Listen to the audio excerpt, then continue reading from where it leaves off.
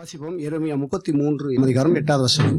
அவர்கள் எனக்கு விரோதமாய் குற்றம் செய்த அவருடைய எல்லா அக்கிரமங்களுக்கும் அவர்களை நீங்களாக்கி சுத்திகரித்து, அவர்கள் எனக்கு விரோதமாய் குற்றம் செய்து எனக்கு விரோதமாய் துரோகம் பண்ணின அவருடைய எல்லா அக்கிரமங்களையும் மன்னிப்பேன். கர்த்தர் அக்கிரமங்களை மன்னிக்கிற தேவன், பாவங்களை மன்னிக்கிறவர். நம்முடைய ஆண்டவர் தான் பார்த்தீங்கன்னா பாவங்களையும் அக்கிரமங்களையும் மன்னிக்கிறவர். மற்ற இந்த உலகத்தில் இருக்கிற எதுவுமே உன் பாவத்தை மன்னிக்கிறேன், அதை மன்னிக்கிறேன், இதை மன்னிக்கிறேன்னு சொல்ல முடியாது. பழிக்கு பழி வாங்கும். என்ன வாங்கும்? பழிக்கு பழி வாங்கும். ஆனால் ஆண்டவர் எப்படிப்பட்டவராம்? அவர் சொல்றாரு, உன்னுடைய பாவங்களை நான் மன்னிப்பேன், ஏனென்றால் நான் உன்னை மிகவும் நேசிக்கிறேன். நான் உன்னை மிகவும் நேசிக்கிறேன். தேவப்பிள்ளையிலே இதை மனதில் நம்ம என்ன பண்ணணும்? நிறுத்திக்கிறணும். எப்போதுமே என் ஆண்டவர் என்னோடு இருக்கிறார். அவர் என் பாவங்களை எப்படிப்பட்டவராய் மன்னிக்கிறவராக இருக்கிறார். நான் செய்த துரோகம் அதிகம், நான் பண்ணின காரியங்கள் அதிகம். இதையெல்லாம் ஏற்றுக்கிறீங்களா, ஒத்துக்கிறீங்களா? இதுலையுமே சில பேருக்கு போராட்டம் இருக்கும். நான் அப்பந்து பிறகு சுத்தமாக வாழ்ந்தேன். ஹலோ, சொல்கிறோமா இல்லையா? மனதுக்குள்ளே என்ன ஓடுது? நான் அன்றிலிருந்து இன்றைய வரைக்கும் சுத்தமாக வாழ்ந்தேன். ஒரு சிலர், எல்லாரும் இல்லை. ஒரு சிலருடைய எண்ணங்கள் எப்படி இருக்குதுன்னா, நான் அப்போ சுத்தமாக தான் இருந்தேன், பயங்கரமாக வாழ்ந்தேன். ஆரம்பத்தில் சத்தியத்தை அறியாத வரைக்கும் எனக்குள்ள அப்படி இருந்தது. ஏன்னா இந்துவில் பார்த்தீங்கன்னா பக்தி அப்படி பரிசுத்தமாக, எங்கே பார்த்தாலும் கோயில். இந்த மார்கழி மாதமானால் நல்ல குளுமையான தண்ணியில் ஊற்றி இருக்கிறது எல்லாத்தையுமே என்ன பண்ணுவோம்? சுற்றி எல்லாத்தையும் வாங்கிட்டு வருவோம். வெள்ளி செவ்வாய் மற்ற நாள் ஸ்கூல் முடிஞ்சன கோயில்.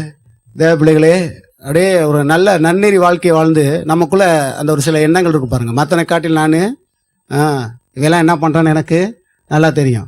அவர்களை ஒப்பிட்டு பார்த்து எனக்குள்ளே என்ன எண்ணம்னா, ஆண்டுக்குள்ளே வந்துமே நம்ம அந்த அளவுக்குலாம் ரொம்ப இது பண்ணலை அப்படின்ட்டு. ஆனால் வேதம் சொல்கிறது இல்லை, நாம் அக்கிரமம் செய்தோம், துரோகம் செய்தோம் என்று. ஆனால் வேதம் சொல்கிறபடி என்னை பார்க்கும்போது அது அப்படி தெரியல எனக்கு. நான் என்ன துரோகம் பண்ணேன்? நான் என்ன அக்கிரமம் பண்ணிட்டேன்? அவ்வளோ பெரிய பாவத்தை செஞ்சுட்டேன். பாவம் செஞ்சவெல்லாம் எப்படி இருக்கான்? நான் என்னத்த பாவத்தை செஞ்சுட்டேன்? உங்களுக்குள்ள கூட இந்த கேள்விலாம் இருந்திருக்குதா எனக்கு தெரியாதானே? இருந்திருக்கும். நல்லா வாழ்ந்தவங்களுக்கு இருந்திருக்கும். எல்லாரும் குப்பையோட குப்பையாக வாழ்ந்தவங்களுக்கும் ஒன்றும் தெரியாது. சரி, அப்பா கர்த்தர் ஸ்தோத்திரம் அப்படின்னு போயிருவீங்க. எல்லாமே நல்லது தான். ஆமென். இப்படி வாழ்ந்தாலும் ஓகே. என்ன தெரியுமா துரோகம் செய்தோம்? எல்லோரும் துரோகம் செய்தோம். என்ன அப்படின்னா, கடவுளை விட்டு நாம் பல கடவுளை உருவாக்கணும். பார்த்தீங்கன்னா இதுதான் சேர்ந்த மிகப்பெரிய துரோகம். இந்த பாவம் மிகப்பெரிதான பாவமே, கொடுமையான பாவம். வேற ஒன்றும் இல்லை. என் பிள்ளை இருக்கு பாருங்க, பிள்ளைய நானும் என் மனைவி சேர்ந்து பெற்றோம். என் பிள்ளை இன்னொருத்தவங்கள தாய் தகப்பன்னு சொல்லி போய் வீட்டில் உக்காந்து அவங்களுக்கு எல்லாம் சவரக்கணம் பண்ணிட்டு இருந்தா இருக்கல மிகப்பெரிதான துரோகம் எது? தகப்பன்னு என்னையை கூப்பிடாம இன்னொரு ஆளை தகப்பன்னு கூப்பிட்டு யோசித்து பாருங்க. நம்ம சாதாரணமாக ஏதோ வேதத்தெல்லாம் படிச்சு போகிறோம். நின்று நிதானிச்சு யோசித்து பாருங்க சில விஷயங்கள்லாம். அதனால தான் பார்த்தீங்கன்னா வேதத்தில் பழைய உடன்படிக்கையில் நிறைய காரியங்கள் பார்க்கும்போது விக்கிர வணக்க வழிபாடை கர்த்தர் வன்மையாக கண்டித்தார். மிகப்பெரிதான கொடிதான பாவத்தில் ஒன்று விக்கிரக வணக்க வழிபாடு. அதை முற்றிலுமாக வெறுத்தார் தேவன். ஆகையால் அப்படி வணங்கி நாம் துரோகம் செய்தோம். ஆனாலும் கர்த்தர் என்ன பண்ணார்? அன்பு கூர்ந்து, அறியாமையினாலே நாம் கட்டப்பட்டிருந்தோம். நம் மூதாதையர்கள் எப்படி நமக்கு வழிகாட்டினாங்களோ அந்த வழிகாட்டில் தான் நடந்தோம். உண்மையிலையா? சில பேர் பண்ணியே வணங்குறாங்க, பண்ணி கடவுள். எனக்கு அது தெரியாது. இங்கே இதுலேயே இருந்து கூட நிறையா தெரியாது. கேட்டால் துடியான தெய்வமா பண்ணிக்கறியா என்னென்னத்தோ போடுங்க, பண்ணியவே வெட்டி தின்றாங்க. தேவபிள்ளை புரிந்து கொள்ளுங்கள். அதெல்லாம் குலதெய்வமாக வணங்கி மூதாதையர்கள் வழி கட்டுறாங்க. நம்முடைய குலதெய்வம் பண்ணி, நம்முடைய குலதெய்வம் பாம்பு, ஜந்துக்கள், இப்படியெல்லாம் அவர்கள் என்ன பண்ணாங்கன்னா வணங்கிட்டு இருந்தார்கள். புரியுதுங்களா? இதையெல்லாம் கர்த்தர் வெறுத்தார். கர்த்தருக்கு மிகவும் கோபம் இந்த விஷயங்களெல்லாம். அவருக்கு அது பிடிப்பதே கிடையாது. பாருங்க, இன்றைக்கும் ஒரு பிடிப்பதே கிடையாது. அதை தான் பிடிக்கல. ஆனால் கர்த்தர் நம்ம மேலே என்ன பண்ணுறாரு? ஒரு புறத்தில் அன்பை காட்டிக்கொண்டே வருகிறார், இரக்கத்தை காண்பித்து கொண்டே இருக்கிறார். ஆனால் நாம் அவருக்கு மிகப்பெரிதான துரோகமே என்ன தெரியுமா? படைத்த கடவுளை விட்டு படைக்காத ஒன்றை போய், பெற்ற தாய் தகப்பனை விட்டுட்டு இன்னொரு ஆளை போய் என்னுடைய அப்பா இவர் தான், என்னுடைய அம்மா இவர்கள் தான் சொல்லும் போது எப்படி இருக்கும்? யோசித்து பாருங்க. பெற்ற தாய்க்கு எப்படி இருக்கும்? மன வலிக்குமா வலிக்காத? கேட்ட உங்களுக்கு தெரியுமா எங்கள் ஆத்தா அப்படி சரியில்லை, நீ மதம் சரியா என்ன? அநேகரை நம்ம மற்ற கை நீட்டி சொல்லிடுறோம். என்ன பண்ணுறோம்? இவங்க சரியில்லை, அவங்க சரியில்லை. அப்படியே அவங்கள நியாயம் திருத்துறோம். சரி, அவங்க சரியில்லைன்னு சொன்னால் கூட பரவாயில்ல, நியாயம் திருக்கிறோம். பார்த்தீங்களா? அவங்களுக்கு என்னமோ தண்டனை கொடுக்குற மாதிரி நிறைய பேர் தண்டனை கொடுத்துட்ருக்கோம். அதுக்காக கர்த்தர் உன்னை அழைத்தார்? அது உன்னுடைய வேலையா? இயேசு கிறிஸ்து பூமியில் இருக்கும்போது கூட எவனையும் நியாயம் தீர்ப்பது பிதாவின் சித்தம் இல்லை. ஏன் தெரியுமா? பூமியிலே அவர் பிறக்கும் பொழுது அவர் என்ன வேலை செய்ய வேண்டுமோ அதை மட்டும் செய்வது தான் தேவ சித்தம். அவர் அதனால தான் பார்த்தீங்கன்னா நியாயம் தீர்க்கிறதுக்கு கூப்பிடும் பொழுது அவர் திட்டார் பாருங்க, என்னை நியாயாதிபதியாகவும் பங்கிடனாகவும் உங்களிடத்தில் வைத்தவன் யார்? யார்பா வச்சது? நான் அந்த வேலைக்காக வரலன்ட்டார். ஏன் அப்படின்னா அவர் வந்த நோக்கம் என்ன? தன்னுடைய சரீரத்தை உலக மக்களுக்காக கல்வாரி சிலுவையிலே ஒப்படைக்கணும். இங்கே உட்காந்து நியாயம் தீர்த்துட்டு நீ வா, உனக்கு இந்த இது, உனக்கு இந்த வேலை, உனக்கு இந்த தண்டனை, அது கிடையாது. ஏன்னா நியாயம் தீர்க்கிறதுக்கு காலம் இருக்குது, ஆனால் இப்போ கிடையாது. அவர் மரித்து ராஜாவா வீட்டிருக்கும் போது தான் அந்த அதிகாரத்தையே ஆண்டவர் கொடுக்கிறார், நியாயம் தீர்க்கிற அதிகாரம். புரியுதுங்களா? பூமியில் இருக்கும் பொழுது மனிதனாய் அவர் அவதரிக்கும் பொழுது மனிதனுக்கு நியாயம் தீர்க்கிற உரிமை கிடையவே கிடையாது. இயேசு நிறைய அற்புதம் செஞ்சாரு, எல்லாம் பண்ணாரு. நியாயம் தீர்க்கிறதுக்கு கர்த்தர் உரிமை கொடுக்கல இந்த பூமியில மனுஷனா இருக்கும்போது. புரியுதுங்களா? அதனால தான் சொன்னேன், நான் நியாயம் தீர்க்கவே வரல, நான் வந்தது ரட்சிக்கிறதுக்கு. நியாயம் தீர்க்க வருவேன், அது இப்போ தெரியுமா வருகை. அப்போ அவரை நீங்க என்ன பண்ண முடியாது, மன்னிக்கிறவராக பார்க்க முடியாது. நீங்க எவ்வளவு அழுதாலும் புரண்டாலும் நல்ல அழகுள்ள வார்த்தைகளை அப்படியே வர்ணிச்சு பேசினாலும் கர்த்தர் மன்னிக்க போறதில்லை. எவ்வளவு கண்ணீர் நீங்க விட்டு ஒரு குடத்துல பிடிச்சி வச்சாலும் கர்த்தர் என் கண்ணீரை துருத்தில் வைத்திருக்கிறார், இந்த குடத்தில் வைத்திருக்கிறார், இந்த குடத்துல பிடிச்சி நான் வச்சு நான் காமிக்கிறேன், கர்த்தாவே இதோ இதை பார்த்து கூட எனக்கு மன்னிப்பு தர மாட்டீரோ? அப்ப மன்னிப்பு கிடையாது. தேவ பிள்ளைகளே, என்ன சொல்ல வரேன் அப்படின்னா, நியாயம் தீர்ப்பது என்பது அப்போ பூமியில இருக்கும்போது அவருக்கே கொடுக்கப்படலை. என்றால் மனிதனா பிறக்கிற எவனுக்குமே அந்த உரிமை இல்லை. மனுஷனா பிறந்துட்டா அவனுக்கு நியாயம் தீர்க்க உரிமை இல்லை, அதை புரிஞ்சுக்கோங்க. அப்போ இந்த மனுக்குலத்துல நீங்க மனிதனா இருக்கீங்களா கடவுளா இருக்கீங்களா? மனிதனா இருக்கீங்க. கர்த்தரை படைச்சாரு. மற்ற மனிதனை நியாயம் தீர்க்க நமக்கு உரிமை கொடுக்கப்படவில்லை. நியாயம் தீர்த்து அவனுக்கு இப்படி கொடுக்கணும் தண்டனை, அவனை இப்படி பண்ணணும் அப்படி பண்ணணும். ஏன் அதை அவர் கொடுக்கல அப்படின்னா, நீயுமே அதை தான் செய்கிறாய். நீ ஒருத்தவங்க பண்ணும் பொழுது நீ ஒரு விதமாய் பண்ணுகிறாய். என்ன கொஞ்சம் டிஃப்ரெண்ட் தான் ஆகுது. எல்லாம் ஒன்று தானே, விஷம்தான். எதில் கலந்து கொடுத்தாலும் அந்த கலந்து கொடுக்குற கலப்பட பொருட்கள் தான் வேற. என்ன, பால்லையும் கலக்கலாம், கறி குழம்புலையும் கலக்கலாம், மீன்லையும் கலக்கலாம். ஆனால் விஷம் கலந்து கொடுக்கப்பட்ட பொருள். நீ எதுக்கு அடிமையா இருக்கியோ, கறிக்கு அடிமையா இருந்தால் கறியில் போட்டே என்ன பண்ணுவோம், கொண்டுருவாங்க ஊற்றி. ஹலோ, எதில் அடிமையோ? தேவப்பிள்ளைகளே புரிந்து கொள்ளுங்கள். ஆகையால் நியாய தீர்ப்பது என்பது நமக்கு வழங்கப்படவில்லை. அநேக நேரங்களில் அந்த சத்தியத்தை விளங்காம நம்முடைய வாழ்க்கையில நம்ம அறியாமே நியாயம் தீர்த்துக்கிட்டே வரும். குடும்பத்தில் நியாயம் தீர்க்கிறோம், வெளியே நியாயம் தீர்க்கிறோம், சபைக்குள்ளே நியாயம் தீர்க்கிறோம். நம்மள அறியாமே நமக்குள்ள அது வருது. நமக்குள்ளாம அந்த ஸ்பாவம் ஆட்டோமேட்டிக்கா என்ன பண்ண செயல்பட தான் ஆரம்பிக்குது பாருங்க. அப்போ தேவப்பிள்ளைகளே, நம்ம உற்று கவனிக்கணும். நமக்கே மன்னிப்பு தேவையா இருக்குது, நமக்கே தேவனுடைய இரக்கம் தேவையா இருக்கிறது. அப்படின்ற பட்சத்தில் இன்னொருவரை நியாயம் தீர்ப்பது என்பது எந்த விதத்திலும் சரியாகாது. புரியுதுங்களா? வேணா உங்களுக்கு சொல்லலாம், நீங்கள் செய்கிற தவறு இப்படி பண்ணக்கூடாது, அப்படி பண்ணக்கூடாது, கர்த்தருடைய வார்த்தை இப்படி சொல்லுறது எடுத்து சொல்லணும். அதுக்காக நான் நியாயம் தீர்க்கக்கூடாதுன்னும் போது எதுவுமே சொல்லக்கூடாதுன்றது இல்லை. நியாயம் தீர்க்கிறது என்பது வேற, எடுத்து சொல்வது என்பது வேற. தேவ வார்த்தை எடுத்து சொல்வது என்பது நம்மேல் விழுந்த கடமை. நம்முடைய குடும்பத்தாருக்கும் உற்றத்தாருக்கும் எல்லோருக்குமே நம்ம என்ன பண்ணோம் அப்படின்னா சொல்லியே ஆகணும். இதனால விளங்கிக் கொள்ளுங்க. லவ் ஆகையால் தேவ பிள்ளைகளே, இன்னைக்கு நீங்கள் உங்களை யோசித்து பாருங்க. நீங்கள் நியாயம் தீர்த்து கொண்டு இருப்பீங்கன்னா முதல்ல அதை நிறுத்திடுங்க. உங்கள் மனது எப்போ பார்த்தாலும் நியாயம் தீர்ப்பே போய் நிற்கிறது கூடாது. ஏன்னா முதல் பாவமே என்ன அப்படின்னா, கடவுளுக்கு விரோதமாக வேற ஒன்று கும்பிட்டோம் பார்த்தீங்களா, அதுதான் மிகப்பெரிதான துரோகம். இப்போ விளங்குதா? இப்போ நீங்கள் சொல்லலாமா துரோகின்னு? ஏன்னா நீங்கள் நல்ல மனசாக நினைக்கிறது நம்ம அதான் தெரியும். பேசும்போது யார் யாருக்கும் சில இது இருக்குது. கர்த்தருக்கு ஸ்தோத்திரம் பண்ண. இன்னைக்கு இதுலேருந்து ஆண்டவர் விடுதலை கொடுக்குறாரா இல்லையா நமக்கு? இல்லைன்னா நமக்குள்ள அது ஒன்று இருந்துக்கிட்டே இருக்குல்ல, நான் நல்லவன் எந்த துரோகம் பண்ணலைன்னு. என்ன இன்னைக்கு ஆண்டவர் அதை வெளிப்படுத்தி காண்பிக்கிறார் பாருங்க. அப்போ தேவ பிள்ளைகளே, நாம் துரோகம் செய்தோம், இதன் அடிப்படையில் தான் சொல்றோம் பாருங்க. இதுதான் மெயின். ஏன்னா நாம் தேவனுக்கு விரோதமாய் கலகம் செய்தோம் என்று வேதம் சொல்கிறது. ஒவ்வொன்றா எடுத்து நம்ம வாசிக்க முடியாது, கேட்டே வாங்க.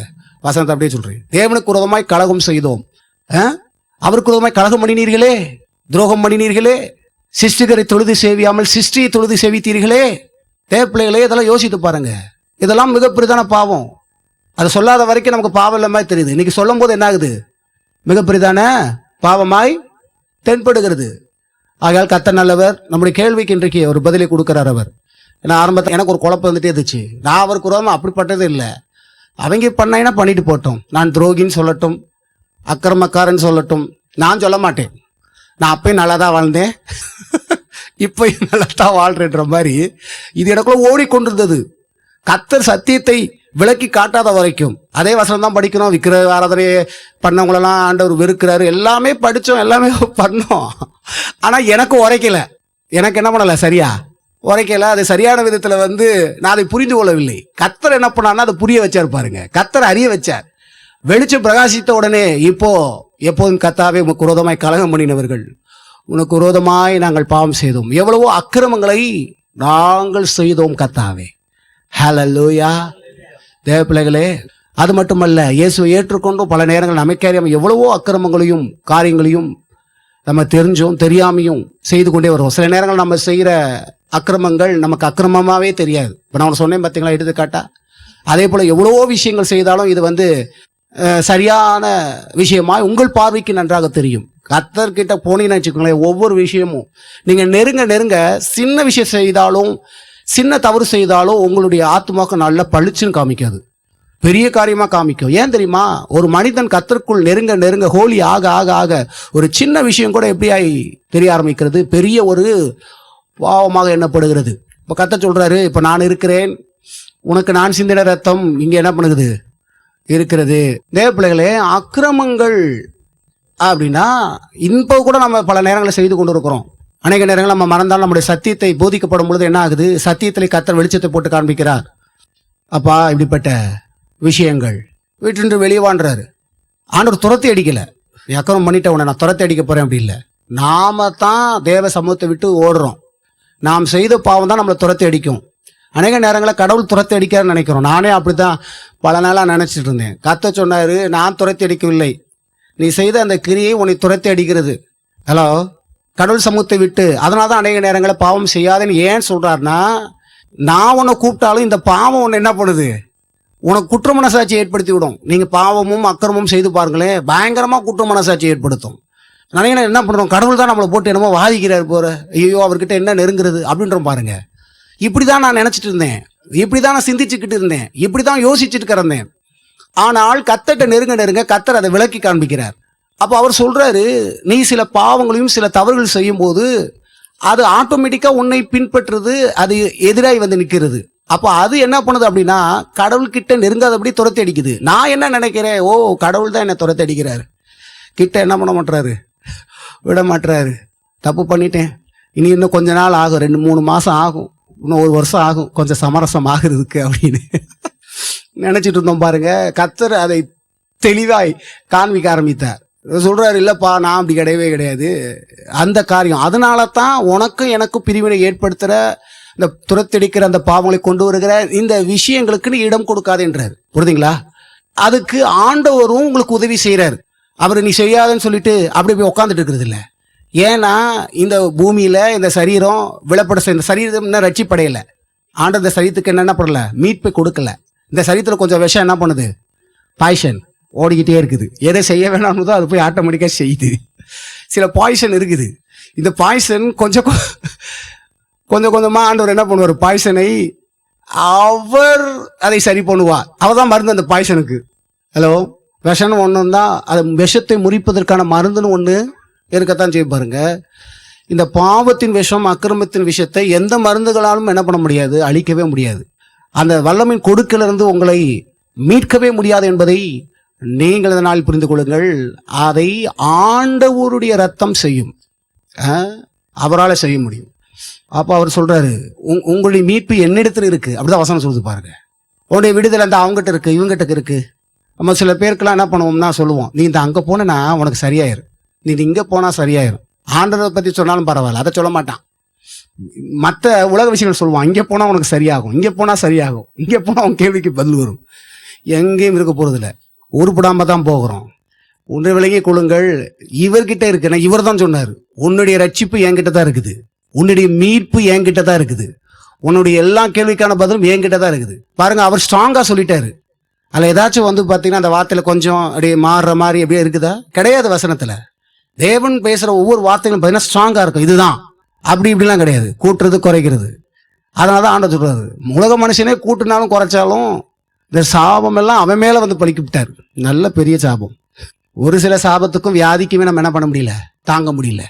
ஒரு சின்ன வியாதிக்கு தாங்க முடியுதா? ஃபார் எக்ஸாம்பிள் ஜலதோஷத்தை தாங்க முடியுதா? தொண்டைக்கட்டல் தாங்க முடியுதா? சில பேருக்கு தொண்டை அடைச்சிருப்பதே நல்லது, வாயை திறந்தா சாக்கடையாக வருது. அதனாலே ஆண்டவர் ஸ்டாப் பண்ணிடுறாரு. போ, சில நேரம்லாம் வாயை அடைக்கிறாருன்னா உண்மையிலே தான் கடவுள் அடைக்கத்தான் செய்வார். நான் இல்லைன்னு சொல்ல மாட்டேன், வேத வசனத்து அடிப்படையில் நான் சொல்லுவேன். யோவான் பிறப்பில் யோவான் தந்தை வாயை விட்டுருவான்ட்டு என்ன பண்ணுவார், குழந்தை பிறக்கவனுக்கும் உன் வாயை என்ன பண்ணிடுறேன், உன் பேச்சாலேயே இங்கே வேற மாதிரி ஆகி போயிடும். ஏனென்றால் வார்த்தை ரொம்ப முக்கியம். இந்த உலகத்தில் நீங்கள் பேசுகிற ஒவ்வொரு வார்த்தையும் இந்த பூமியிலே உங்கள் வாழ்க்கையில நிலைநாட்டுறீங்க. அது வந்து ஒரு மனிதனை போல ஸ்ட்ராங்காக நின்று நீங்கள் பேசுகிற வார்த்தை நல்ல வார்த்தைனா நல்ல மனுஷனை போல இருந்து உங்களுக்கு நன்மையை செய்யும். நீங்கள் பேச வார்த்தை அசுத்தம் தீமை என்றால் அது உங்கள் வாழ்க்கையில் அசுத்தையும் தீமைகளும் ஏற்படுத்திவிடும். அதனால தான் பார்த்தீங்கன்னா ஆண்டவர் சொல்கிறாரு, எப்பா கிளிங் கிளிங் கிளிங் வந்து அடித்து இப்படிலாம் பண்ணி ஆராதனை பண்ணுற ரொம்ப சந்தோஷம். உனக்கு ஒரு பெரிய நற்செய்தியை கொடுத்தா எப்படி ஆகும் அப்படின்னா எப்படி ஆகும் எப்படி ஆகும்னு கேட்டுக்கிட்டே நீ இருந்துக்கிட்டும் யோசிச்சுக்கிட்டும் சிந்திச்சுக்கிட்டும் இருக்கிற வரைக்கும் உன் வாழ்க்கையில் நன்மை நடக்க போகிறதில்ல. நீ அதை ஸ்டாப் பண்ணிக்கிட்டு இருக்க. ஹலோ, எப்படி ஆகும் நம்முடைய வாழ்க்கையில் நம்ம பார்க்கும்போது அப்படி தான் இருக்குது. ஆனால் அப்படி இருக்குதுன்னு சொல்லிட்டு நான் உலக மனுஷனை போலயே நடக்கக்கூடாது என்பதை தான் கத்த சொல்கிறேன். ஏன்னா உலக மனுஷனுக்கும் நமக்கும் வேறுபாடு இருக்குது. உலக மனுஷனுக்கு இந்த விஷயங்கள்லாம் சொன்னோம்னா நம்ப மாட்டான். அவெல்லாம் பார்த்தா தான் நம்புவான். தேவ பிள்ளைகள் நம்ப முடியும். ஏன் தெரியுமா? தேவன் நம்ப பண்ண முடியும். அவனுக்கு விசுவாசத்தை கொடுத்துருக்கிறார். நீ நம்ப முடியும்ன்றாரு. உன்னால் விசுவாசிக்க முடியும். நான் உனக்கு என்ன எவ்வளோ விதங்களை வெளிப்படுத்திருக்கிறேன், என் விசுவாசத்தையும் உனக்கு நான் பண்ணிருக்கிறேன் கொடுத்திருக்கிறேன் என்று கத்த சொல்கிறார். ஆகையால் விசுவாசிக்க முடியும். புரியுதுங்களா? விசுவாசிக்க முடியாதுன்னு சொல்லிட்டேன்னா முடியாது. ஏன்னா நீ தான் சொல்லிட்டியே. தேவன் போய் எதுவும் பண்ண முடியாது. நீங்க என்ன பண்ணலாம்? தடுக்கலாம் பல காரியங்களே. இங்க பெரிய ஒரு விஷயத்துக்காக கர்த்தர் என்ன பண்றாரு? ஒரு சில நேரங்களில் அவர் தடுக்கிறார். எல்லா நேரங்களும் எல்லாரையும் தடுக்கிறது இல்லை. ஏன்னா அந்த இடத்துல வந்து யோவான் பறந்து ஆகணும். ஆகையால் யோவான் தகப்பனை பார்த்து சொல்றார், எப்படி ஆகும்? நாங்கள் முதிர் வயதாய் ஆகிவிட்டோமே, அதாய் ஆகிவிட்டோமே. ஹலோ, எல்லாம் போச்சு. அதான் சாரால் கேட்டா பார்த்தீங்களா? என்ன கேட்டா? கிளவியாகி போயிட்டேன், நீ நகைக்க முடியுமா அப்படின்னா என்ன? சந்தோஷப்பட முடியுமான்னு அர்த்தம். அந்த உணர்வுகள் உணர்ச்சினா செத்து போச்சுன்னு அர்த்தம். பிள்ளை பெற்று எடுக்கணும்னா என்ன பண்ணணும்? எல்லா ஃபீலிங்ஸ் இருக்கணும். ரொம்ப கலண்டு போக எல்லாமே செத்து போயிடும். செத்து போயுமே சில பேருக்கு எப்படி தான் உயிர் பெறுன்னு தெரியல இந்த நாட்களில். அவங்க தான் ரொம்ப மோசம் பண்ணுறாங்க. கொஞ்சம் அப்பப்போ இடையில இது கொஞ்சம் சேர்த்துக்கிட்டா தான் கரெக்டாக இருக்கும். தேவ பிள்ளைகளே விளங்கிக் கொள்ளுங்கள். அது என்னன்னு பார்க்கும்போது பார்த்தீங்கன்னா எப்படி ஆகும்னு அவர் சொன்னால் ஆகும். அதோடு நிறுத்திக்கோ. எப்படின்னு சொல்லிட்டு பூதாகரமாக கண்ணாடி போட்டுக்கிட்டு எப்படி ஆகும்னு சொல்லிட்டு இருமனதான் நடக்கக்கூடிய இமேஜினேஷனை கொண்டு வரக்கூடாது. ஆகும்னா ஆகும். ஆமேன். ஆகும் சொல்லுங்க. ஆகும். தேவனால் ஆகும். தேவனால் கூடும். எப்படின்னு தெரியாது, ஆனால் நடக்கும். எப்படின்னு தெரியாது, ஆனால் நடக்கும். இதுதான் ஆண்டவர் செய்கிற அற்புதமே. அவர் செய்கிற சில நேரம் எப்படின்னு தெரியாது, ஆனால் நடக்குது. அவர் அற்புதமானவர். சொல்லுங்க, நான் ஆராதிக்கும் தேவன் அற்புதமானவர். ஹல்லேலூயா. ஆகையால் ஆண்டவர் சொல்றாரு, இப்போ எல்லா அக்கிரமங்களையும் நீக்க முடியும் என்றால் அதுதான் உனக்கு எனக்கு தடை ஏற்படுத்துது. நான் உன்னை துரத்தலை, அது உன்னை துரத்துது. இப்போ அதை நீ துரத்தணும் அப்படின்னா நான் உன்னை கழுவ வேண்டியதாக இருக்குது. நான் கழுவ தயாராக இருக்கிறேன். இப்போ நீ வந்து அந்த பாவ அழுக்குகளை என்கிட்ட அறிக்கை செய்ய முடியுமான்றார். நீ அறிக்கை செஞ்ச அப்படின்னா அதை துரத்தி அடிக்க நான் தயார்ன்றார். நீ அறிக்கை செஞ்ச அப்படின்னா நான் ரத்தத்தினால் கழுவி சுத்திகரிக்க தயார் என்று கர்த்தர் சொல்கிறார். ஹல்லேலூயா. அதான் பார்த்தீங்கன்னா நீங்கள் சங்கீதம் 51 அதிகாரம் 1-2 வசனங்களை வாசிக்கலாம். கொஞ்சம் பார்ப்போம். தேவனே, உமது கிருபையின்படி எனக்கு இறங்கும். உமது மிகுந்த இரக்கலின்படி என் மீறுதல் நீங்க என்னை சுத்திகரியும். என் அக்கிரமம் நீங்க என்னை முற்றிலும் கழுவி என் பாவமர என்னை சுத்திகரியும். எப்படி பார்த்தீங்களா? ராஜா, நான் பெரிய ராஜா, நான்லாம் எவ்வளோ பெரிய ஆள், கடவுள்கிட்ட போயிட்டு நான் இப்படிலாம் ஜெபம் பண்ண மாட்டேன். இந்த மாதிரி ஜெபத்தைலாம் பண்ணுறவங்கள பார்த்தா நிறைய பேருக்கு கேலி கிண்டல் எல்லாம் இருக்கும். பாருங்க, கிறிஸ்தவ வட்டாரத்தில் நீங்கள் பார்க்கும்போது பார்த்தீங்கன்னா, ஆண்டவரே நான் இவெல்லாம் செய்தேன்னு சொல்லி தன்னறியாமல் சில சபைகள்லாம் உட்காந்து முழங்கால் படிட்டு சில ஸ்திரீகள் சில ஆண்கள்லாம் ஜெபம் பண்ணுவாங்க கண்ணீர் வடிச்சு. ஏன்னா அவங்களுக்கு தானே தெரியும் அவங்க வாழ்க்கையில் என்ன செஞ்சாங்க கடவுளுக்கு விரோதமாக. அந்த பாவம் எந்த அளவுக்கு அவங்கள போய் ஆட்டி வைக்குது, அவங்களுக்கு எந்த அளவுக்கு கஷ்டத்தை உண்டாக்குது என்பது பாதிக்கப்பட்டு என்ன பண்ணுவாங்கன்னா முழங்கால் படிட்டு அப்படியே ஐயோன்னு கழுவி அப்படியே ஆண்டவரே நான் மன்னிங்கன்னு. இவன் என்னடா கத்திட்டு இருக்கியான் அங்கே அழுதுட்டு இருப்பாங்க. இங்கே எதிர்த்து பார்த்து என்ன சொல்லுவான்? பைத்தியமாவே நீங்களாம் பேசுனது இல்லையா? நான் பேசியிருக்கேன். எனக்கே கோவம் வரும். ஆரம்பத்தில் இதெல்லாம் அவ்வளோ தெரியாது. என்ன அப்படின்னா ஐயோ காது வலிக்குதே. பாவம் அவங்க இருதயத்தில் 1008 விஷயங்கள் செய்து நொம்பலப்பட்டு வாழ்க்கையில் ரொம்ப கஷ்டப்பட்டு அழுது என்ன பண்ணுறாங்க? கடவுள்கிட்ட இருந்து இரக்கத்தையும் கிருபையும் பெற்றுக்கொள்ள, கர்த்தர் தம்மை சுத்திகரிக்க, கர்த்தர் தம்மை கழுவும்படியாக அவங்க உட்காந்து என்ன பண்ணுறாங்கன்னா கர்த்தரிடத்தில் நெருங்கி ஜெபிக்கும் போது இந்த சுற்றி இருக்கிறவங்க எல்லாம் என்ன பண்ணுறோம்? நீங்களாம் பண்ணாத ஆள் மாதிரி பேசாதீங்க. எங்கள் மனசு நினச்சதே இல்லையா? அப்படியே உட்காந்து என்ன பண்ணுவோம்? அர்த்தம் பார்த்து கேலி பண்ணதில்லை சபைக்குள்ளலாம். பண்ணாதவங்க பரவாயில்ல, பண்ணிங்கன்னா பார்த்துக்குங்க. ஏனென்றால் இங்கே பாருங்க, தாவீது ராஜாவே அதை தான் செய்தார். அவங்க அந்த ஜெபத்தை பார்க்கும்போது அது எனக்கோ அது வந்து என்னமோ இது என்ன ஒரு பெக்கர் ஜெபமாக இருக்கிறது, பிச்சைக்கார ஜெபமாக இருக்கிறது அப்படின்ற மாதிரிலாம் கேலி கிண்டல்லாம் நானே பண்ணியிருக்கிறேன். ஆனால் அதுதான் வல்லமையான ஜெபமே. ஏன் தெரியுமா? கர்த்தரிடத்துல நாம் தொடர்ந்து நெருங்கி போகணும் அப்படின்னா நமக்குள் இருக்க அந்த காரியங்களை இந்த சுத்திகரிப்பின் ஜெபத்தை செய்யாத வரைக்கும் உனக்கு சமாதானமே இருக்காது. சுத்திகரிப்பின் ஜெபம் ரொம்ப முக்கியம். நிறைய பேர் இந்த சுத்திகரிப்பின் ஜெபமே இல்லாமல் ஆப்போசிட்டாக பிரசங்கம் பண்ணுற கூட்டமும் இருக்குது. இப்படி கிடையவே கிடையாது. ஒவ்வொரு நாளும் சுத்திகரிக்கப்பட வேண்டியது அவசியமாக இருக்குது. ஒவ்வொரு நாளும் சுத்திகரிக்கப்படணும்னா ஒவ்வொரு நாள் குளிக்காது. சரி, 10 நாள் குளிக்காமல் இருந்தாலும் 11 நாளாச்சும் குளிப்பல்ல. என்னங்க, எவ்வளோ நாள் அழுக்கா போட்டு வச்சுருப்பீங்க உடம்ப? அப்புறம் உங்களுக்கு என்ன ஆகும்? ஹலோ, டெய்லி பல் துளக்காமல் இருந்தால் இதெல்லாம் எதை வெளிப்படுத்த இருக்கீங்கன்னா, கர்த்தராகிய இயேசு கிறிஸ்துவின் விஷயங்களை வெளிப்படுத்துகிறது. ஆவிக்குரிய விஷயங்களை நம்ம செய்ய வேண்டியதை, வெளிப்பிரகாரமான காரியத்தை தேவன் எல்லாம் வச்சிருக்கிறார் பாருங்க. அப்போ ஒவ்வொரு நாளும் நம்ம என்ன பண்ணுறோம்? குளிக்கிறோம். ஒருத்தர் 2 நாள் ஏதோ குளிக்கிற, பல்ல விளக்குற, டெய்லி பல்ல விளக்கவே இல்லை. எல்லாரும் வாயை மூடிட்டீங்க. தேவ பிள்ளைகளே, அல்ல டெய்லி நம்ம என்ன பண்ணுறோம்னா பல் துளக்கிறோம், எல்லாம் எல்லாமே பண்ணுறோம் பாருங்க.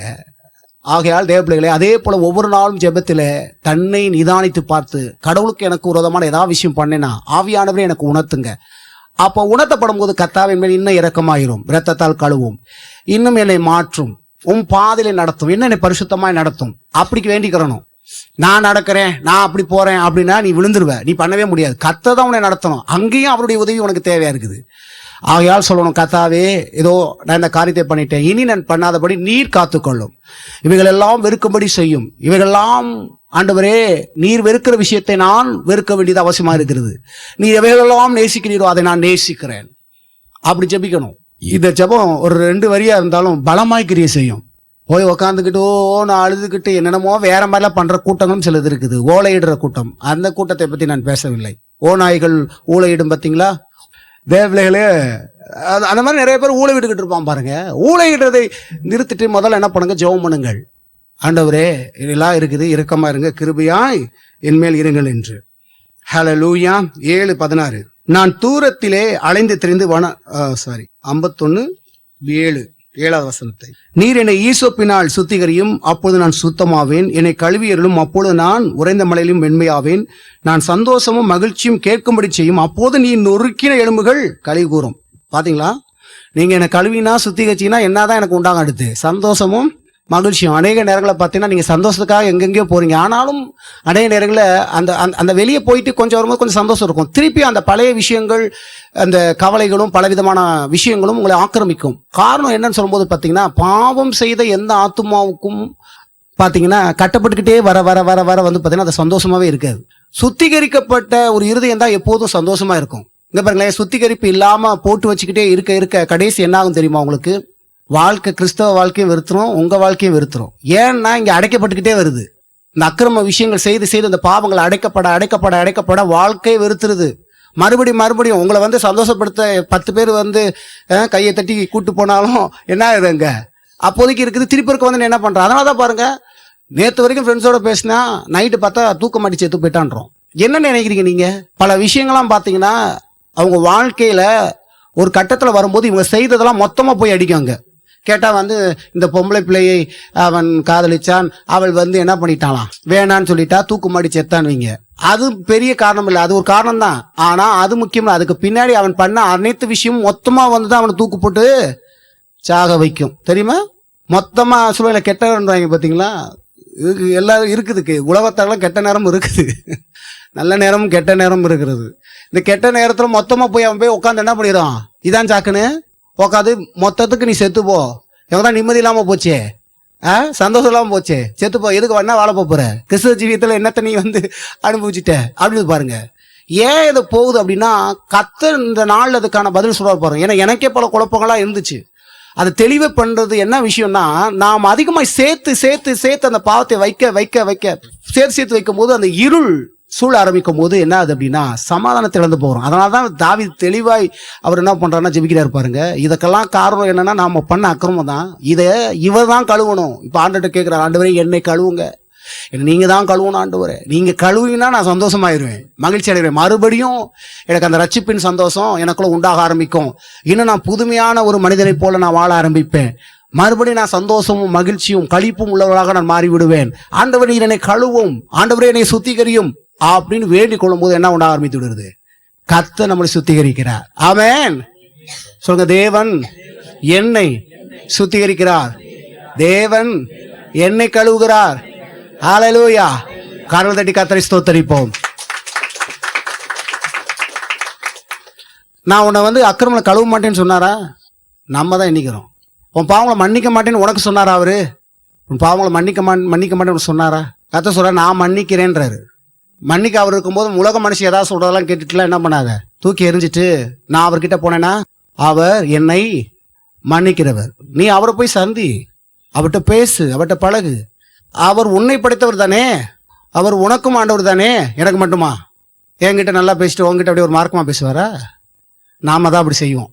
ஒவ்வொருத்தருக்கு தகுந்த மாதிரி என்ன பண்ணுவோம்? உலக நடிப்புடா சாமின்னு வாங்கி பார்த்தீங்களா? எல்லா நடிப்புகளும் என்ன பண்ணுவோம்? நடிப்போம். கர்த்தர் நடிக்கணும்னு நினைக்கிறீங்களா? நடிக்க மாட்டார். அவர் வார்த்தையில் எப்படி இருக்கிறாரோ அப்படியே தான் நீங்கள் ஒரு காலத்தில் கண்டிப்பாக நேராக கர்த்தரை பார்க்க போகிறீங்க.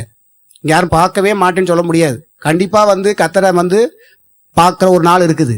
எல்லாரும் பார்ப்போம். அந்த நேரத்தில் நான் அவங்கள பற்றி இப்படி நினைச்சேன் அப்படி நினைச்சேன் அப்படிலாம் நீ பேச முடியாது. கர்த்தர் சொல்லுவார், வேதத்தில் நான் எப்படி என்னை பற்றி சொல்லப்பட்டிருந்தோ அப்படியாகவோ தான் நான் இருக்கிறேன், நான் மாறலை. நீ தான் நிறைய நேரம் மாறிக்கிட்டே இருக்கிற.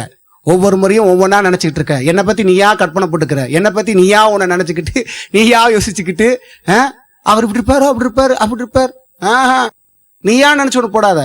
சகையை பற்றி உங்களுக்கு நல்லா தெரியும். வசனம் இருக்கு பாருங்க, அவன் எப்படிப்பட்டவரோ என்று பார்க்க வகை தேடினான். அவர் எப்படிப்பட்டவர் என்பதை அறிந்து கொள்வது கூட நல்ல எண்ணம்.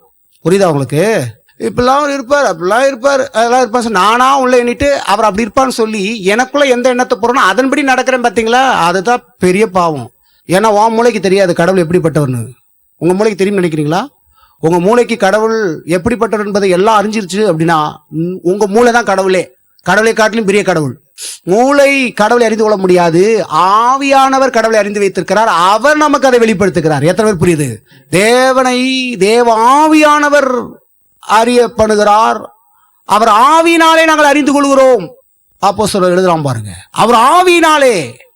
மனுஷனுடைய ஆவியை அன்றி எவனும் மனுஷனுக்குரியலே அறிய மாட்டான். இதெல்லாம் வசனம் எடுத்து குஸ்டி காமின்னு நினைக்காதீங்க. என் சொந்த வார்த்தைலாம் கிடையாது, பைபிள் இருக்குதான். மனுஷனுடைய ஆவியை அன்றி எவனும் மனுஷனுக்குரியலை அறிய மாட்டான். ஒரு மனுஷனை அறிந்து கொள்வது கூட அவன் ஒரு மனுஷனா பிறந்தா அறிந்து கொள்ள முடியும். அதனாலதான் பூமியில இயேசு மனிதனா பிறந்தாரு. அதனாலதான் மனிதனை நியாயம் தீர்க்கிறதுக்கு யாருக்கு இப்போ உரிமை இருக்குது? இயேசுக்கு உண்டு. அடுத்து வரும் பொழுது ஏனென்றால் மனுஷனுடைய எல்லா பாதையும் அவர் கடந்து போயிட்டாரு. மனுஷன் எப்படிலாம் உணர்வான் என்பதெல்லாம் அவர் கல்வியில் எல்லாத்தையும் முடிச்சுட்டா இருப்பாருங்க. அப்போ மனுஷனை பற்றி மனுஷன் தெரியுதா இல்லையா? ஒரு சாதாரண பார்வைக்கும் வேறு விதமான பார்வைக்கும் டக்குன்னு தெரியுதா இல்லையா?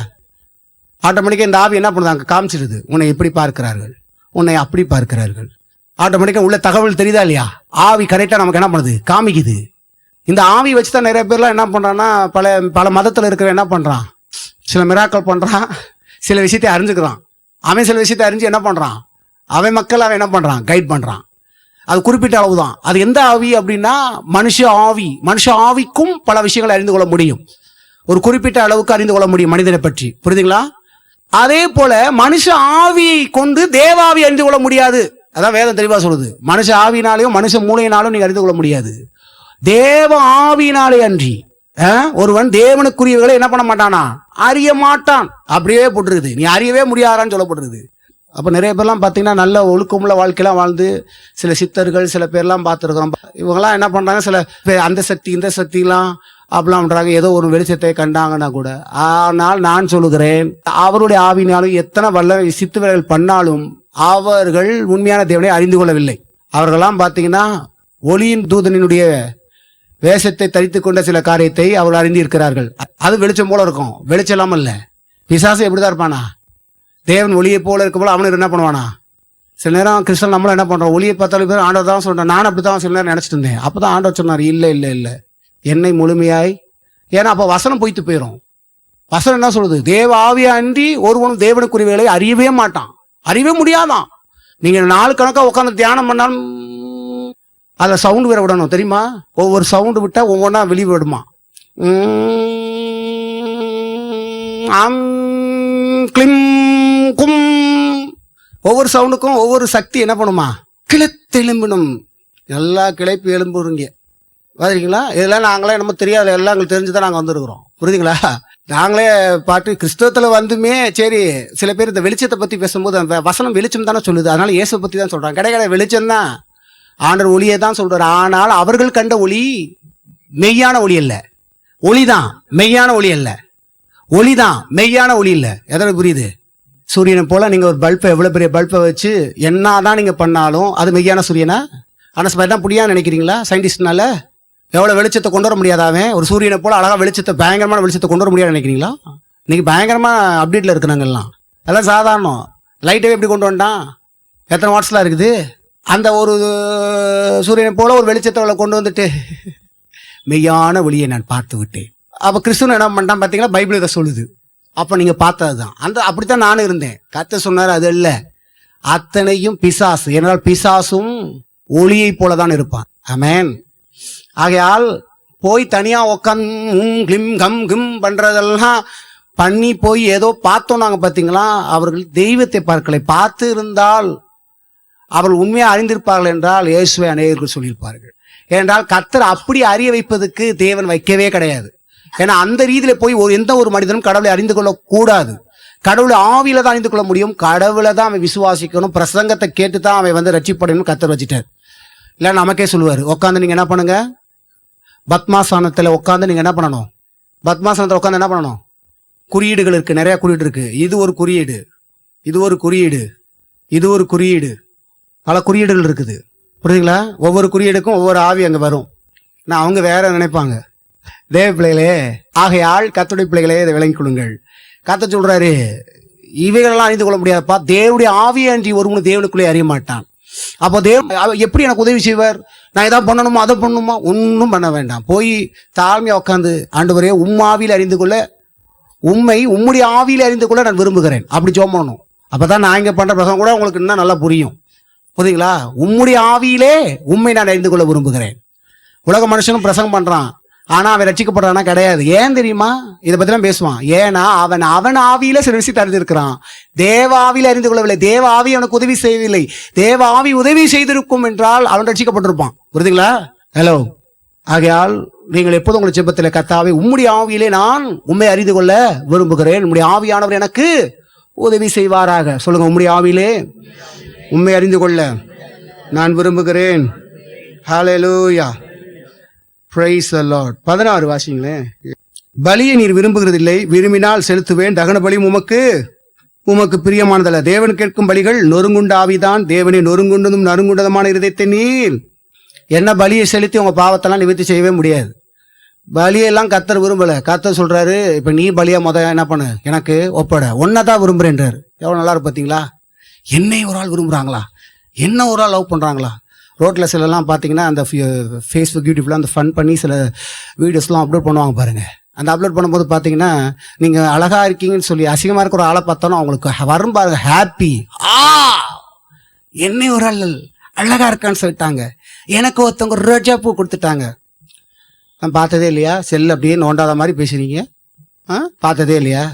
இரவும் பகலும் செல்லுலலாம் சில பேர் உலாவி கொண்டு இருக்கிறோம். இதெல்லாம் உள்ளே வராமல் இருக்காது, முன்னக்க நிற்கும். அப்போ அதில் என்ன அப்படின்னா, சின்ன செல் வச்சுருந்தா ரொம்ப பார்க்காம இருக்கிறது நல்லது, விட்டுருங்க. பார்க்கலான்னு நான் சொல்கிறேன். சின்ன செல் வச்சுருக்க சில பேருக்கு என்கிட்ட சின்ன செல் தான் இருக்கும், மொத்தம் இவ்வளோ வச்சுருக்கிறேன். முக்கால்வாசி பாவம் ஒழிஞ்சிச்சு உனக்கு. இல்லை, உண்மையே சொல்கிறேன், தட் இஸ் ரியல். வச்சாலும் வச்சுக்கோ, நீ வச்சுக்கோன்னு சொல்ல மாட்டேன், வைக்க சொல்ல மாட்டேன், அது உன் விருப்பம். ஆனால் உண்மை என்ன தெரியுமா? முக்கால்வாசி பாவம் ஒழிஞ்சிச்சுன்னு அர்த்தம். ஒரு சில நன்மைகள் நமக்கு இருக்குது பெருசில், ஆனால் முக்கால்வாசி 10% நன்மைனா 90% என்ன இருக்குது அதில்? சரி, அதில் பார்ப்போம் சில விஷயம். பாருங்க, அதில் ஃபன் பண்ணும்போது ஒருத்தனை பார்த்து அழகா இருக்கானா, என்ன இது ஆஹா. நம்மளை சில பேர்லாம் நம்மளை யாரும் சொல்ல மாட்டாங்களா? 3 லேடிஸ் போயிட்டு இருக்கும்போது ஒருத்தையை பார்த்து அழன்ட்டா 2 பேத்துக்கு என்ன ஆயிரும்? நம்ம முன்னக்கமாக அசிங்கப்படுத்தாங்களே. இதே பிள்ளைகளே, கர்த்தர் படைத்த ஒவ்வொரு மனுஷனையும் அவர் நேசிக்கிறார், அவர் லவ் பண்ணுறார். புரியுதுங்களா? உண்மையான லவ்னா அது யாருன்னா இயேசு தான். இந்த உலகத்தில் எத்தனை லவ் உண்மையான லவ் அதுக்காக பண்ண இது எல்லாம் போலி மாம்சமும் அதுவும் இதுவும் சேர்ந்து. உண்மையா இல்லையா? கர்த்தர் சொல்றாரு, நான் உன்னை நேசிக்கிறேன். என்னை நேசிக்க யாரும் இல்லைன்னு சொல்லி என்னைக்கு நினைக்காத. என்னையும் நேசிக்க ஒருத்தர் இருக்கிறார் அப்படின்னு நான் சொல்லு. என்ன நேசிக்க ஒருத்தர் இருக்காங்களோ, என்னையும் ஆமா, உன்னையும் நேசிக்க ஒருத்தர் உண்டு. உன்னை மட்டுமே நேசிக்கிறவர். நான் இந்த வார்த்தை அழுத்தி சொல்லும் போது சில பேருக்கு எதனால சொன்னேன்றது புரியும். நிறைய விளக்கப்படுத்த வேண்டிய அவசியம் இல்லை என்று நான் நினைக்கிறேன். உன்னை மட்டுமே அவன் நேசிக்கிறவர். உன்னைத்தான் நேசிக்கிறவர். நிறைய பேர் என்ன பண்றாங்க, உன்னை நேசிக்கிறேன் ஆனா உன் பேக்ரவுண்டு பலமா இருந்தா தான் இன்னும் ரொம்ப நேசிக்கிறேன். பேக்ரவுண்டு குறைய அன்பு குறைஞ்சி தணிஞ்சு போய் எல்லாம் படிஞ்சு போய் நீ யாரா வெளியே படா நாயன்றோம். புரியுதா? கதை சொல்ற, உன்னை தான் நான் நேசிக்கிறேன். ஹல்லேலூயா. ஏசாயா 52 11 புறப்படுங்கள், அவ்விடம் விட்டு போங்கள், அசுத்தமானதை தொடாதிருங்கள், கர்த்தருடைய பாத்திரங்களை சுமக்கிறவர்களே அதன் நடுவிலிருந்து புறப்பட்டு உங்களை சுத்திகரிங்கள். புறப்படுங்கள். இந்த பழைய பாவத்தோடய ஒட்டி இருந்துட்டு இருக்காதீங்க. இந்த 2023 எவ்வளோ பாவங்கள், இன்னும் பல காரியத்தில் மறுபடியும் பழைய பாவத்துக்கெல்லாம் நீங்கள் திரும்பி இருப்பீங்கன்னா, அங்கெல்லாம் ஒட்டப்பட்டு இருப்பீங்கன்னா, இப்போ அதை விட்டு பிரிஞ்சு போங்கன்னு கர்த்தர் சொல்றாரு. சொல்லுங்க, பிரிந்து போகிறேன். எதை விட்டு பிரிஞ்சு போகணும்? பாவத்தை விட்டு. நீங்க பாடு உங்க குடும்பத்தை விட்டு பிரிஞ்சு போயிடாதீங்க, பொண்டாட்டி பிள்ளைகளை விட்டு பிரிஞ்சு போயிடாதீங்க. புறப்பட்டு போங்கள் பிரிந்து போங்கன்னு பாஸ்டர் பிரசங்கம் பண்ணிட்டாரு. அதனால இன்னைக்கு என்ன பண்ணிடுறேன், உனக்கு எனக்கு டிவோர்ஸ். நீ தான் மிகப்பெரிய பாவமா இருக்கிற எனக்கு. வீட்டை விட்டு ஓடி போயிடுவோம். அப்படி கிடையாது. புறப்படும் என்ன சொல்றாரு, அங்க கொஞ்ச நாள் இரு, ஆனால் இதை விட்டு புறப்படு. இதை புறப்பட்டேன்னா அடுத்த கட்டத்துக்கு உன்னை உயர்த்துவேன்றாரு. ஆமேன். மேல கொண்டு வருவேன். எது உன் வாழ்க்கையில இருந்து நீ வெளியே வரணுன்றாரு. பாவக்காலந்து வெளியே புறப்பட்டு என்கிட்ட வான்றாரு. ஆமேன். என்கிட்ட உன்னை சுத்திகரிப்பேன். மறுபடியும் அந்த பாவத்தை செய்யாதபடிக்கு உனக்கு அந்த வெறுக்கிற உள்ளத்தை நான் கொடுக்கும்படி நீ வேண்டிக் கொண்டாரு. நாம தான் கேட்கணும் ஆண்டவர்கிட்ட. நாம தான் கேட்கணும். நீங்க கேட்டாதான் தருவாரு. வெறுக்கணும் விருப்பம் இருக்கிறவன் கேட்பான். இல்லை இப்படியே இருந்துக்கிறோம்னா அவன் கேட்கவே மாட்டான். நியாயம் இருக்கும்போது யார் அதிகமாக நியாயம் இருப்பாரு? நான் உனக்கு இவ்வளோ கிருபை கொடுத்து நீ என்கிட்ட கேட்டியான்னு தான் கேட்பாரு. கேட்காம அப்போ அவனுக்கு விருப்பம்னால போற. அப்போ கதை சொல்றாரு. இப்போ சில பேர் எப்படின்னா, ஆண்டுக்குள்ள நல்லா நடக்க விருப்பம் இருக்கும், ஆனால் என்ன பண்ணிட்டு இருப்பாங்க, பல தவறுகளை செய்து கொண்டிருப்பாங்க. புரியுதுங்களா? ஆனால் இவங்க போயிடுவாங்க. யாரு தவறு செய்தாலும், ஐயோ நம்ம தப்பு, நம்ம ஆண்டுகிட்ட போகணும், அதுதான் சரியான வழின்னு அவங்க போய் தான் உண்மையாக என்ன பண்ணுவாங்க, ஆண்டுகிட்ட உதவியை கேட்பாங்க. இதோடையே வாழ்றவங்க கேட்கவே மாட்டாங்க. நீங்கள் இப்போ எந்த நிலையில் இருக்கீங்கன்னு எனக்கு தெரியாது. ஆனால் நீங்கள் பாவத்தின் வழி பாவம் தான். பாவத்தை ஆண்டவர் அதுக்காக இதுன்னு நினைக்கல. பாவத்திற்கு என்ன வல்லமை இருக்கோ இன்னும் அதே வல்லமையில தான் பாவம் இருக்குது. ஆனால் அதை காட்டிலும் பாவத்தை அழிக்கக்கூடிய வல்லமை கத்தட்ட என்ன இருக்குதோ அதே வல்லமை அவர்கிட்டே இருக்குது. புரியுதுங்களா? ஆனால் நீங்கள் கேட்டீங்களா? நீங்கள் போய் உங்களை சுத்திகரிக்கிறீங்களா? ஒவ்வொரு நாளும் ஆஹா இந்த விஷயத்தெல்லாம் சுத்திகரிக்கணும், இந்த சரீரத்தை சுத்திகரிக்கணும், இந்த சரீரம் பரிசுத்தம் அடையட்டும், கடவுளுக்கு இருக்கட்டும், இது தேவனுடைய ஆலயம், இது எனக்கு சொந்தமான சரீரம் அல்ல, இது தேவனுடைய சரீரம். ஆண்டவரே, இதை நான் பலியாக உங்களுக்கு அர்ப்பணிக்கிறேன். நீங்கள் இந்த சரீரத்தை, என்னையும் இந்த சரீரத்தை எல்லாம் நீங்கள் நடத்துங்கப்பா, நீங்கள் காத்து கொடுங்கன்னு சொல்லுங்க. கர்த்தருடைய ஆளுகை வரும்போது எல்லாம் மாறிடும். ஆமென். உங்களை நீங்கள் மாற்றிக்கிற முடியாது, கர்த்தர் மாற்றுவார். என்னை நான் மாற்றிக்கிற மாட்டேன், கர்த்தர் என்னை மாற்றுவார். மாற்றுறதுக்கு அவர்கிட்ட உட்காருவேன். நான் சொன்ன மாதிரிக்கே சொல்லுங்க, என்னை நான் மாற்றிக்கொள்ள மாட்டேன். நீங்கள் மாற்றிக்கொள்வதுக்கு முயற்சி எடுத்தீங்கன்னா நான் ஒன்றும் ஆக போகிறதில்ல. நீங்கள் கர்த்தர்ட்ட போய் சொல்லணும், கர்த்தாவே நீர் என்னை மாற்றுவீர். நம்பிக்கை என் மேலே வைக்க மாட்டேன். சொல்லுங்க, நம்பிக்கையை என் மேலே வைக்க மாட்டேன், என்னை மாற்றிக்கிறவேன்னு சொல்லி எவ்வளோ தீர்மானம் எடுத்தாலும் தோத்து போயிடுவேன். கர்த்தர் என்னை மாற்றுவார், கர்த்தர் என்னை பரிசுத்தத்தில் நடத்துவார். அவரை நம்புகிறேன். அப்படி வல்லமை பெரியது. ஹல்லேலூயா. எதை பேர் சத்தியம் விளங்குது. நிறைய பேர் பார்த்தீங்கன்னா நிறைய தீர்மானம் 2000 எடுப்பாங்க. நான் இனிமேல் இந்த பாவம் செய்யப்பட்டேன், அதை செய்ய மாட்டேன், இதை செய்ய மாட்டேன், திருப்பி தொடரும். இப்படியே வருஷக்கணக்கெல்லாம் எல்லாம் பண்ணியாச்சு, பண்ணி தோத்து போகிறோம். இப்போ அப்படி இல்லை. கர்த்தர் என்னை இந்த வருடத்திலே அவர் நடத்த போகிறார். அவர் நடத்துறதுக்கு அவர்கிட்ட உட்கார போகிறேன். அவருடைய வார்த்தையை படிப்பேன், ஜெபம் பண்ணுவேன், அப்படி தான் இருப்பேன். ஹல்லேலூயா. எல்லாம் 7 மினிட் போவோம்.